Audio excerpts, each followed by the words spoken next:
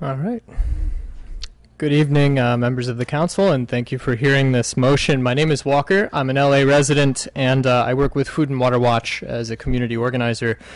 I'll tell you a little bit about myself, but first I want you to look around this room and see the community that's in here and the community that is organizing to get what they want out of this. And I want you to realize that the oil companies are sitting in the overflow room because they do not have the courage to sit in here among these people.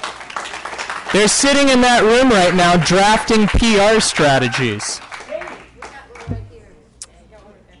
Got one right there? Oh, sorry, I didn't mean to mention you. And one who does have the courage to sit here. But walk into that overflow room. Anyway, I first got into this fracking organizing when Chesapeake Energy came to my family's farm in West Virginia. They drilled wells all around our property, and I can't complain about water contamination issues because we're spring-fed, so we don't rely on water wells.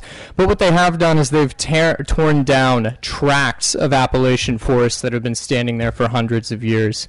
They've buried natural gas pipelines under the White Day Creek system, which has, once it was turned on last year, leaked into our watershed.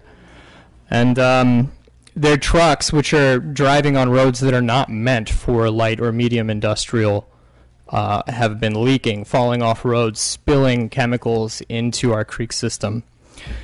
And then I come here, and I work on this issue here, and I meet the community in Esperanza, which is in the Figueroa corridor just west of LA City Hall.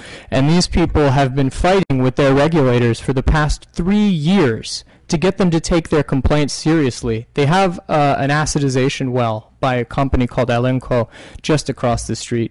And for 3 years, they complained to the Dogger regulators at California State, and they complained to the Air Quality Management District. And for 3 years, their complaints went unnoticed. Until last November, Barbara Boxer and the Fed EPA had to come in and shut down the wells. They found out that the operators at Elenco were not only not recording any of their activities, they weren't training their employers to manage or properly maintain the well site. That's what regulations look like in California.